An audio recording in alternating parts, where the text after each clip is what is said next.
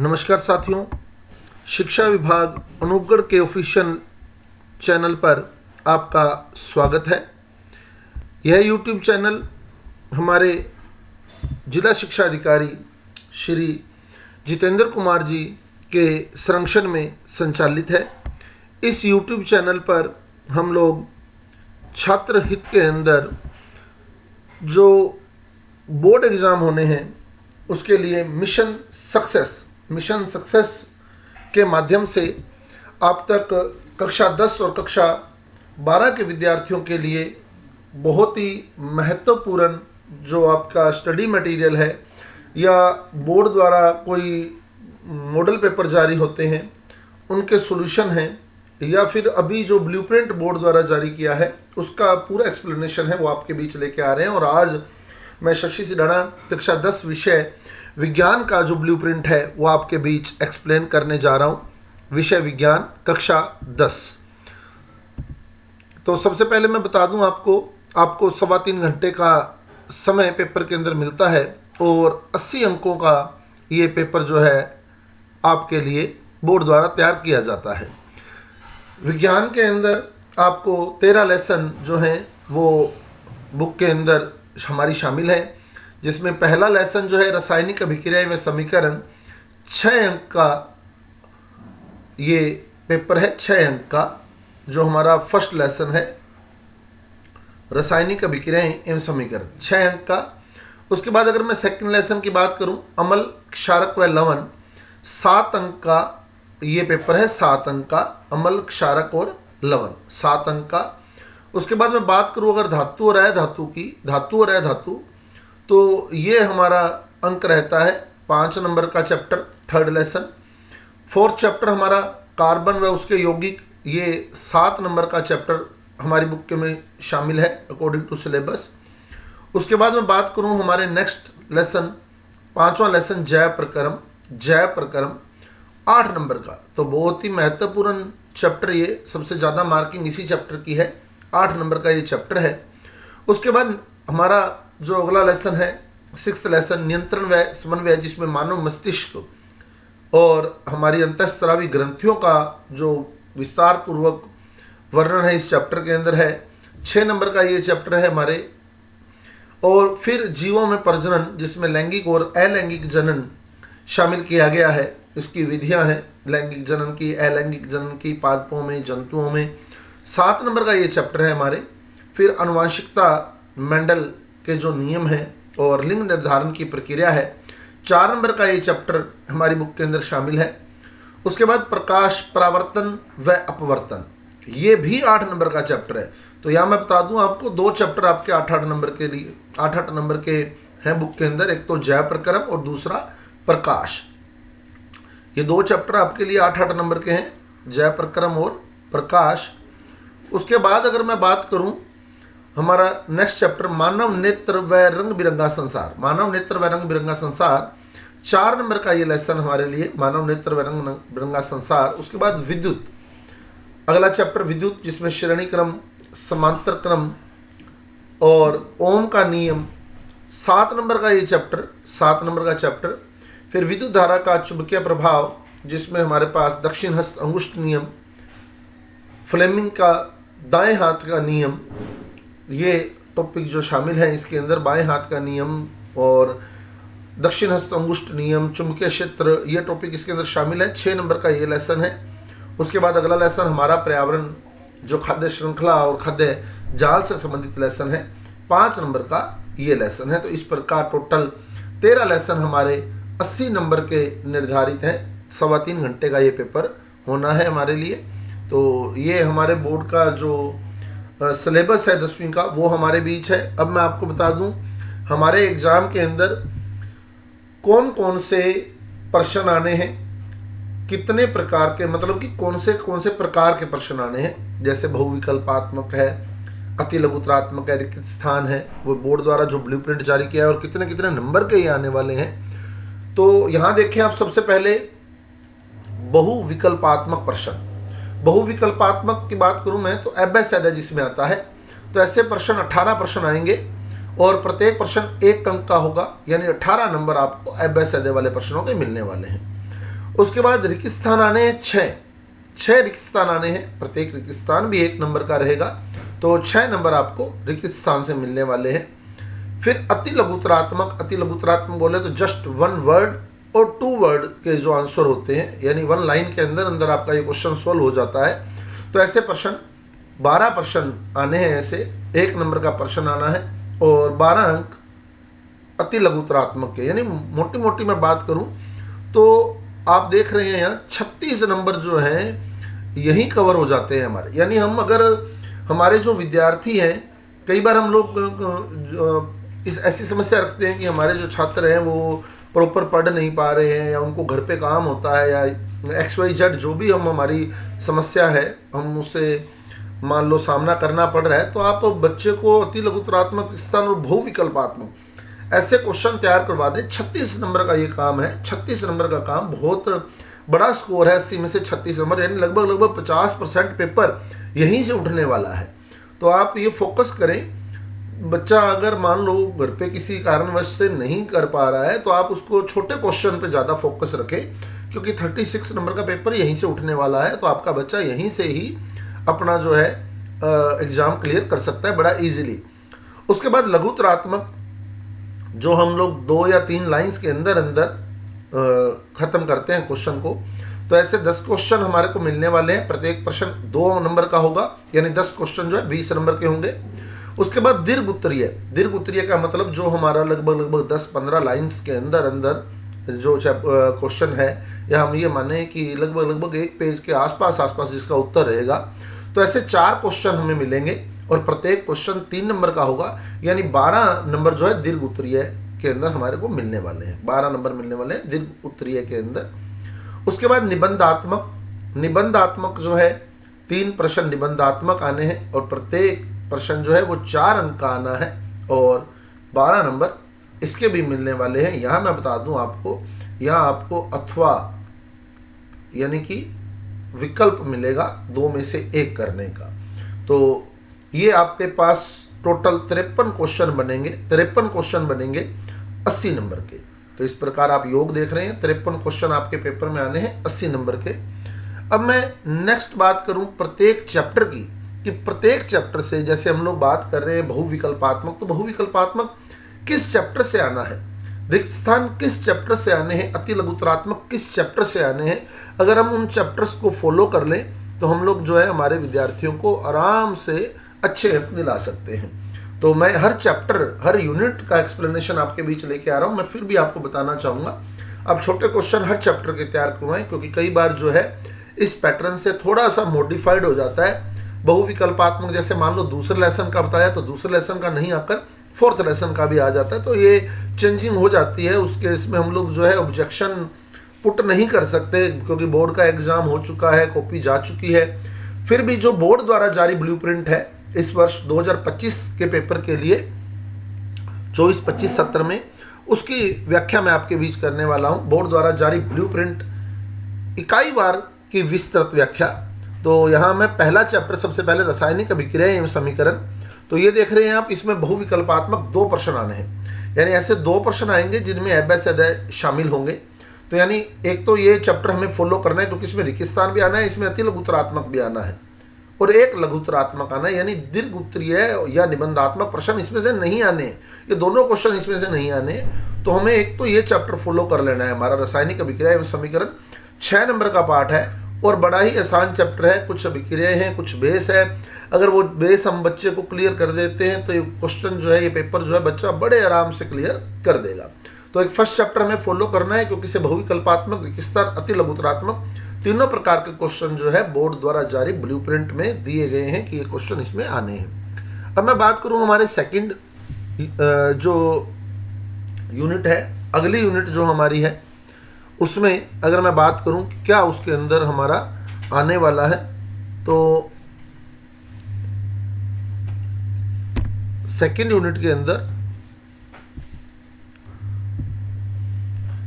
अम्ल, क्षारक एवं लवण, तो यहां भी आप देख रहे हैं बहुविकल्पात्मक प्रश्न और अति लघुतरात्मक प्रश्न आपको मिलने वाले हैं। बहुविकल्पात्मक और अति लघुतरात्मक एक एक प्रश्न आपको मिलने वाला है, यानी 2 नंबर यहां से बच्चे के कवर होने वाले हैं छोटे क्वेश्चनों में से। तो यहाँ अपने को अति लघुत्तरात्मक की तैयारी बच्चे को करवानी है। उसके बाद लघुत्तरात्मक आएगा और दीर्घ उत्तरीय आएगा। यहाँ स्टार लगा, स्टार का मतलब अथवा आने की प्रोबेबिलिटी जो है वो इस यूनिट के अंदर है। तो अगर हम थोड़ा सा फोकस करें तो यहाँ भी बच्चा हमारा जो है वो अच्छा कार्य कर सकता है। उसके बाद मैं बात करूँ अगर अगली जो हमारी यूनिट है, थर्ड यूनिट की बात करूं तो मैं आप देख रहे हैं तीसरी यूनिट हमारी धातु है, धातु। तो यहाँ से भी आप देखें बहुविकल्पात्मक, रेगिस्तान और अति लघुत्तरात्मक, यानी छोटे क्वेश्चन हमने तैयार कराने हैं। तो यहाँ से हम लोग फोकस करें और इसमें भी आप लोग डिवाइडेशन कर सकते हैं कि जैसे 3 नंबर का ये आना है ना, 3 नंबर का ये आना है। ऐसे ही फर्स्ट चैप्टर में 4 नंबर के थे ये, तो 3, 4, 7 नंबर यहाँ से कवर होते हैं। मान लो जैसे दूसरा लेसन 2 नंबर का है तो उसको लास्ट में रखें, पहले ये चैप्टर कवर करवाएं जो लगभग आधे नंबर ले रहे हैं बहुविकल्पात्मक, रेगिस्तान और अति लघुत्तरात्मक में। क्योंकि 5 नंबर का ये चैप्टर है सारा, 5 नंबर में से 3 नंबर छोटे क्वेश्चन लेंगे। इट मीन ऑलमोस्ट हमारा बच्चा जो है छोटे क्वेश्चन कवर कर देगा। उसके बाद लघुत्तरात्मक प्रश्न जो आता है वो भी इस बेस पे आता है कि हमने अगर अति लघुत्तरात्मक की तैयारी करवाई होती है तो लघुत्तरात्मक में भी वो कुछ ना कुछ बच्चा लिख देता है, तो वहां से हम लोग इजीली कवर मार्किंग हमारी हो जाती है, ऐसी कोई समस्या नहीं आती है हमारे सामने। तो धातु है, धातु इसमें कुछ बहुत ही ईजी बातें हैं, जैसे धातु के गुण हैं, अधातु के गुण हैं ना, तो ये पॉइंट जो है। इसके अलावा धातुओं की ऑक्सीजन से क्रिया है, धातुओं की ऑक्साइड की प्रकृति कैसी होती है, अधातुओं की ऑक्साइड की प्रकृति कैसी होती है, इस तरह की जो जनरल बातें हैं वो हम डिस्कस कर लेनी है। आगे हम वीडियो भी आपके लिए लेके आएंगे, तो आप हमारे यूट्यूब चैनल पर जुड़ जाइएगा ताकि आपको आने वाले समय में बहुत फायदा मिलने वाला है यहाँ। उसके बाद मैं बता दूं आपको हमारा चौथा चैप्टर कार्बन एवं उसके यौगिक, कार्बन एवं उसके यौगिक में आप देखें तो 7 नंबर का ये चैप्टर है। 3 नंबर इसमें जो है वो बहुविकल्पात्मक और अति लघुत्तरात्मक के आपको मिलने वाले हैं। 3 नंबर यानी आधे नंबर इसमें भी बहुविकल्पात्मक और अति लघुत्तरात्मक के कवर होने वाले हैं। निबंधात्मक एक आना है तो अथवा का ऑप्शन इसमें रहेगा। और इसमें मैं बता दूं आपको पार्टीशन आता है निबंधात्मक में भी, जैसे एथीन की इलेक्ट्रॉन बिंदु संरचना बनाओ, एक प्रश्न आ गया है ना। उसके बाद मान लो आपको कई यौगिक लिख दिए, कौन सा यौगिक असंतृप्त है, बड़े प्रश्नों में भी ऐसे पार्टीशन आएगा।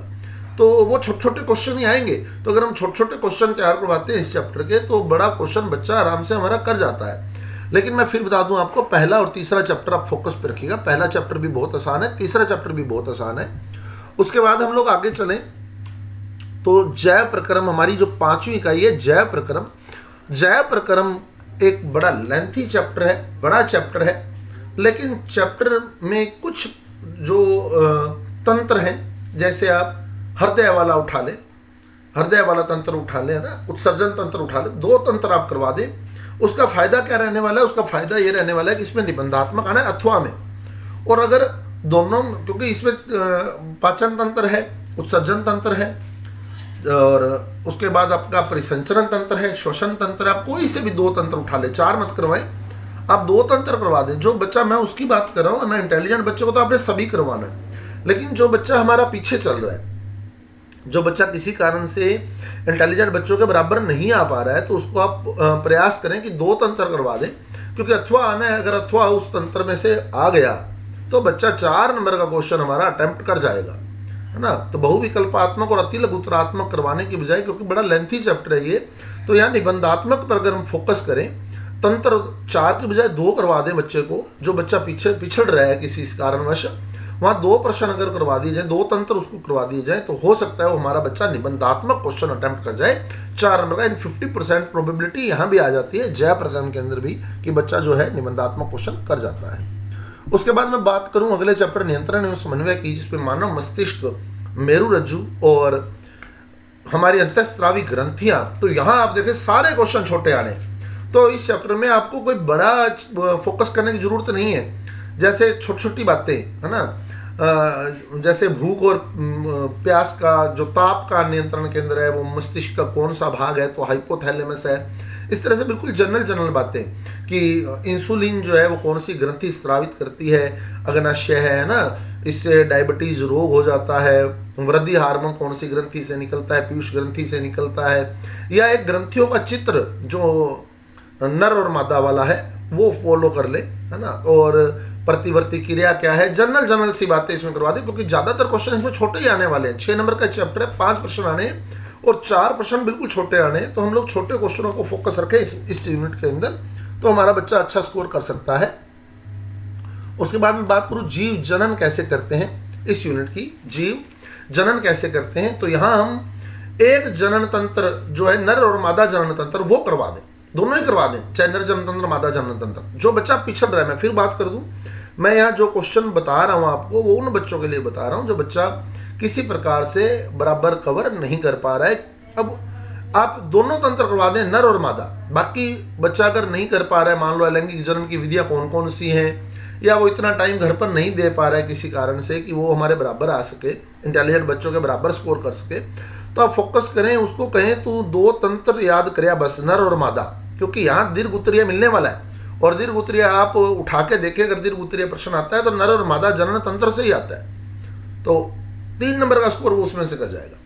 तो बड़ा आसान सा पैटर्न है हमारे पास बच्चे को अच्छा स्कोरिंग करवाने का, कि हम लोग उन चीज़ों को उठाएं जहाँ से बड़ा क्वेश्चन आना है, जहाँ से छोटा क्वेश्चन आना है, जो लेंथी चैप्टर है वहाँ से हम बच्चे को क्या करवा सकते हैं, ऐसा क्या दे सकते हैं कि वो बच्चा जो है अच्छी स्कोरिंग कर सके। उसके बाद मैं बात करूँ 8वें चैप्टर की, अनुवांशिकता, मेंडल वाला चैप्टर है ये। पहले तो बड़ा था, अब बिल्कुल रिड्यूस हो गया है ये, है ना। मानव में लिंग निर्धारण बिल्कुल आसान सी प्रक्रिया है इसके अंदर। मानव में लिंग निर्धारण क्या है, प्रभावी लक्षण बता दें, है प्रभावी लक्षण बता दें, और जो द्वितीय नियम है मेंडल का, पृथक्करण का नियम, उसमें जीन प्ररूप और लक्षण प्ररूप अनुपात अगर बच्चों को याद कर लेते हैं बच्चे, और बड़े आराम से वो बच्चा जो है इसमें 4 में से ज़्यादा नहीं तो 1-2 मार्क्स ले जाएगा। और जो बच्चा हमारा, हम लोग कहते हैं कि इसको पास करवाना बड़ा मुश्किल हो रखा है, ऐसे बच्चे जो ये वीडियो देख रहे हैं जिनको ये लगता है कि यार हमारी तैयारी उतनी नहीं है जितनी होनी चाहिए, तो मैं जो बातें कर रहा हूँ आप उन पर फोकस रखिएगा बेटा।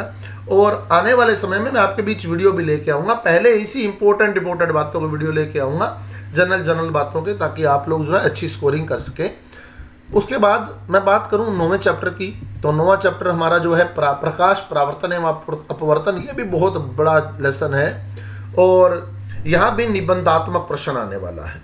यहाँ भी मैं आपको बता दूं निबंधात्मक प्रश्न आने वाला है। तो यहाँ में क्या फोकस करना है, यहाँ में फोकस करना है जो दर्पण की स्थितियाँ हैं और लेंस की स्थितियाँ हैं, वहाँ से बड़ा क्वेश्चन उठता है, क्योंकि एक लेंथी चैप्टर है, तो छोटे क्वेश्चन बच्चे को याद करने में काफ़ी समय लग सकता है। जो विद्यार्थी में ये वीडियो देख रहे हैं वो भी फोकस रखें, छोटे क्वेश्चन याद करने में समय लगेगा। तो आप लोग जो है लेंस की स्थितियाँ तैयार करें कि उत्तल लेंस के सामने वस्तु कहाँ रखी जाए तो प्रतिबिंब कहाँ बनेगा, उसका चित्र तैयार कर ले। 4 नंबर का प्रश्न निबंधात्मक आना है, और 100% उन्हीं स्थितियों से ही आता है, उन्हीं स्थितियों से चित्र प्रश्न उठता है। अथवा में आना है तो एक प्रश्न, एक पार्ट जरूर स्थितियों वाला बनेगा, तो चाहे ऊपर वाला दर्पण और लेंस की स्थितियां कवर कर लें, आपका काम जो है यहाँ हो जाएगा, कोई दिक्कत आपको नहीं आने वाली है। 50% कवर अप आप यहाँ से भी कर सकते हैं। उसके बाद मैं बात करूँ हमारे 10वें लेसन की, मानव नेत्र तथा रंग बिरंगा संसार, बड़ा आसान सा चैप्टर है, कोई ज़्यादा इसमें नहीं है। मानव नेत्र की संरचना है, उसके बाद दृष्टि दोष आ जाते हैं, फिर जनरल से छोटे मोटे क्वेश्चन हैं, तो बड़ा ईजी सा चैप्टर है। 4 नंबर का ये चैप्टर है, कोई हार्ड चैप्टर नहीं है, तो ये चैप्टर अगर पूरा कर सकते हैं आप तो पूरा करें। उसके बाद अगर मैं चलूँ अगले प्रश्न की बात करूँ, सामने आप देख रहे हैं, आपको स्क्रीन पर दिखाई दे रहा है, एक बहुविकल्पात्मक आना है, एक अति लघुतरात्मक, एक लघुतरात्मक। बोर्ड पैटर्न के अनुसार इस यूनिट के अंदर 3 क्वेश्चन आने हैं 4 नंबर के, तो ये थोड़ा ध्यान रखें है ना कि कौन कौन सा चैप्टर कितने कितने मार्किंग का है। उसके बाद मैं बात करूँ हमारे पास 11वां चैप्टर विद्युत की, बहुत ही अच्छा चैप्टर, श्रेणी क्रम और समांतर क्रम बच्चे को तैयार करवाएं, क्योंकि दीर्घ उत्तरीय प्रश्न इसमें आना है। ओम का नियम, श्रेणी क्रम, समांतर क्रम, 3 बातें कवर अप करवा दे बच्चे को। बहुविकल्पात्मक, रिक्तस्थान, अति लघुतरात्मक भी इसमें आने हैं, दीर्घ उत्तरीय भी इसमें आना है। 7 नंबर का ये चैप्टर है, 3 बातें क्लियर कर दें, ओम का नियम, श्रेणी क्रम, समांतर क्रम, ठीक है। इसके अलावा है जैसे तापीय प्रभाव है धारा का, और शक्ति वाला टॉपिक है ना, विभवांतर है, धारा है, और विद्युत परिपथ है। लेकिन हम लोग 3 मेन पॉइंट जो इसमें आते हैं, ओम का नियम, श्रेणी क्रम, समांतर क्रम, ये 3 टॉपिक क्लियर कर दे बच्चे को, बच्चा जो है डिफीट नहीं होगा इस चैप्टर के अंदर। 100% आपका क्वेश्चन जो है अटेम्प्ट करके आएगा। हालांकि न्यूमेरिकल आता है, श्रेणी क्रम समांतर क्रम का सर्किट बना हुआ आता है, उसका अभ्यास मैं आपको बिल्कुल यूट्यूब पे करवाऊंगा, 100% करवाऊंगा हमारे इस ऑफिशियल चैनल पर। तो वहाँ से आप हर प्रकार का सर्किट, उस सर्किट से बाहर सर्किट नहीं जाएगा आपके पास। उसके बाद मैं बात करूँ अगले चैप्टर की, हमारा जो 12th चैप्टर है विद्युत धारा के चुंबकीय प्रभाव। विद्युत धारा के चुंबकीय प्रभाव, तो ये बड़ा आसान सा चैप्टर है। पहले लेंथी था, इसमें जनित्र था, मोटर थी, सब कुछ था। अब इसमें 3 ही बातें, एक तो चुंबकीय क्षेत्र वाला कर लें और फ्लेमिंग का नियम कर लें, और इसके अलावा जो दक्षिण हस्त अंगुष्ठ नियम है वो तैयार कर लें, दाएं हाथ के अंगूठे का नियम। बड़ा आसान सा चैप्टर है। चुंबकीय क्षेत्र के गुण तैयार कर लें, नियम तैयार कर लें। आपका क्वेश्चन जो है इसमें से अटेम्प्ट होगा, डेफिनेटली होगा, और यानी कि 20-25 मिनट, आधे घंटे के अंदर हम लोग इस चैप्टर को कवर कर देंगे आने वाले समय के अंदर। बहुविकल्पात्मक, रिक्तस्थान, लघुत्तरात्मक और लघुत्तरात्मक क्वेश्चन इसमें से आपको मिलने वाले हैं। उसके बाद मैं बात करूं हमारे 13 और अंतिम लेसन हमारा पर्यावरण की, तो ये खाद्य श्रृंखला, खाद्य जाल और जनरल सी बातें इस चैप्टर के अंदर हमारे पास है। 5 नंबर का ये चैप्टर है। तो मानव नेत्र वाला चैप्टर बच्चे पूरा कर लें आप लोग, हमारा पर्यावरण पूरा कर लें। उसके बाद जो बातें आपको हर चैप्टर में बताई है, जनरल सी बातें, वो कवर अप कर लें। आपकी स्कोरिंग डेफिनेटली अच्छी बनेगी। कोई किंतु परंतु नहीं है कि आप लोग एग्जाम में डिफीट होंगे, ऐसा कुछ नहीं है। बड़े आसान से हमारी बुक होने वाली है। हम आपके साथ जुड़े रहेंगे, आपके बीच हर इम्पोर्टेंट टॉपिक जो है लेके आएंगे, और श्योर सक्सेस के लिए, मिशन सक्सेस के लिए हमारे यूट्यूब चैनल को सब्सक्राइब कर दें, इस वीडियो को शेयर कर दें। बहुत बहुत धन्यवाद। मिलते हैं अगले वीडियो के अंदर।